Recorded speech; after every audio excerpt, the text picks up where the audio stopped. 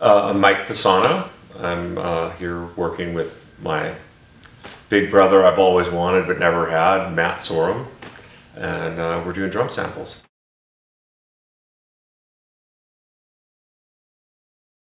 I'm basically like a stylist for a movie. Let's just say we're doing a country western scene, and I would bring in a country western outfit for the actor, which would be the drummer, to wear. And let's just say it's a vest and it's jeans and boots and chaps. And I would say, if you're gonna play this country western ride cymbal part, I would try to help them a little bit more in how to wear the outfit. Maybe hit it with the tip of your stick or the shoulder of your stick or the butt of your stick to get that to speak correctly in this tempo, in this groove. I go a little bit farther than just, oh, you're hiring my drums, I'm bringing these drums in, and yeah, you might want a Gretsch kit or DW kit or whatever.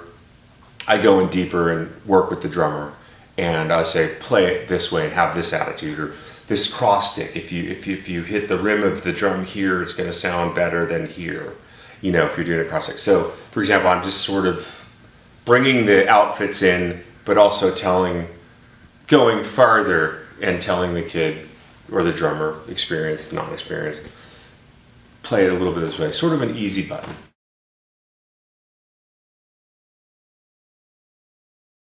Hezzer, coming back from Rio de Janeiro, he just did some gigs with a band called Hollywood Vampires. It's his new thing, and his new guitar buddy Johnny Depp and Alice Cooper and Joe Perry and Duff's in it, and a couple other guys, and they just played, I don't know, 95,000 people. So his stuff's coming back, and but we have, you know, used these drums with Matt on sessions in the past, and you know, when we can't access his gear. So yeah, it's stuff that I bring in on sessions, and different shells and era drums and sounding drums and usual suspects on sessions that people have requested and always seem to work, you know, or we could get to work.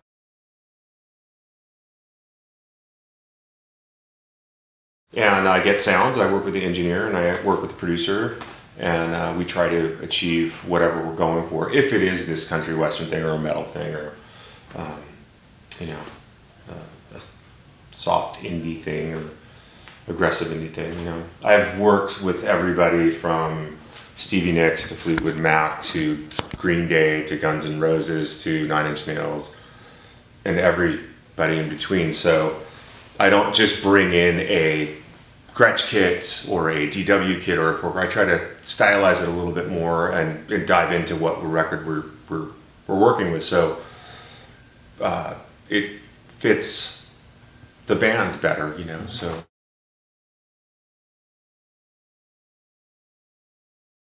You know, I knew nothing about what we were doing. I didn't know we were doing a sample thing until possibly that like 12 hours before.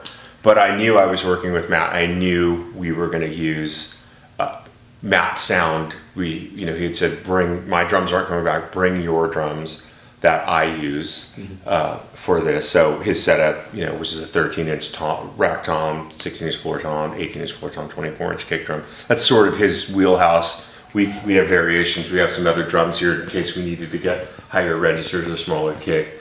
Other options if we needed it. Always have options in the studio. Whether you're a pro guy like Matt or a guy up and coming, if you're going into the studio, borrow your friend's snare drum, borrow your other friend's cymbals, borrow another snare drum for another friend, so you go in, because you never know it's going to really work. And when you're under the microphones or microscope, because there's so many of them, you never know what's going to work. So having options is a great thing. Did we use all these drums? No. Did we use everything? No. We used specific things for what we were trying to get with Matt and these loops and his sound and his thing. So we have options though, because you never know.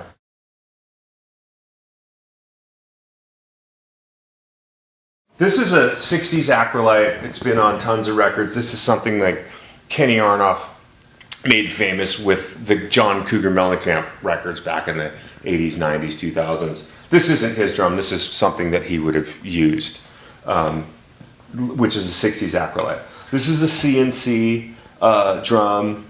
It's a maple shell. I think it's a 9-ply maple shell. It's got a lot of crack. It's got a lot of bite. It's got a really great cross stick. It's a great sounding drum. This is a DW / Johnny Craviotto. This is pre-Craviotto Drum Company snare drum, which is a solid shell snare drum, which is a pretty cool thing.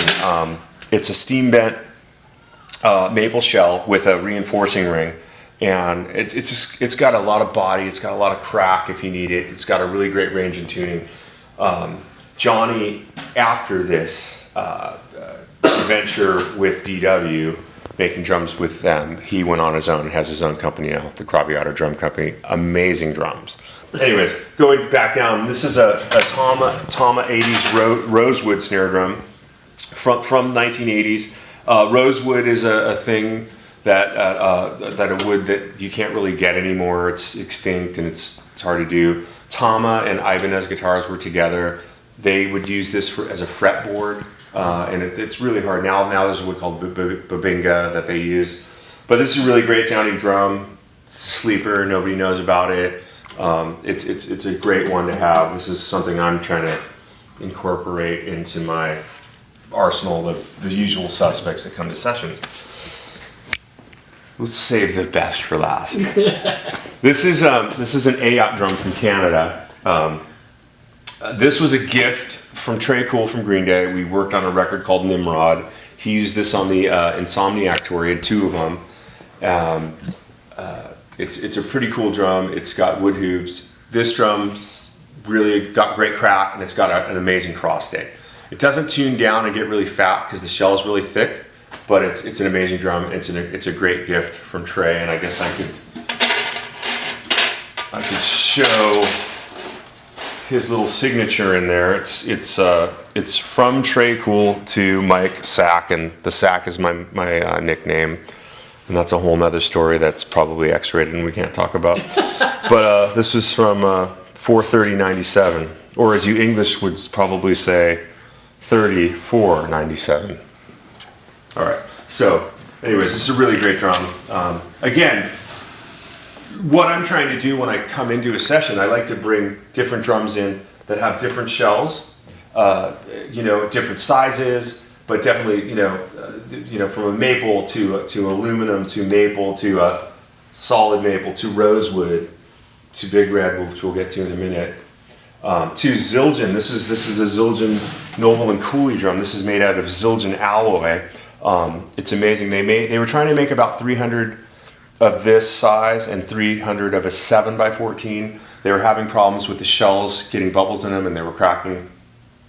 They made about 90 of these and about 180 of the 7x14s. And really, the cornerstone of my collection is Big Red. You can see it's got a real fancy label name right here, Big Red. Big Red is a Tama, 80s Tama Superstar. It's candy apple red. The funny story about this is, my first teching gig really was with Matt in the studio. To make a long story short, Timmy, his live tech was in Texas having a baby with his wife, and they were finishing up the Spaghetti Incident records, and Matt said I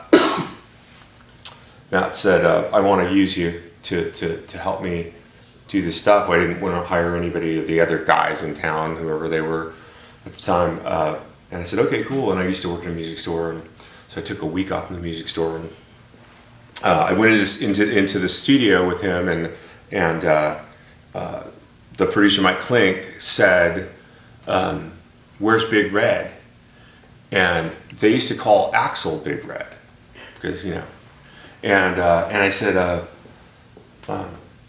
he's not here. He's not here. I didn't know he's coming in. I think he's supposed to come at some point. He goes, no. He's not Axel.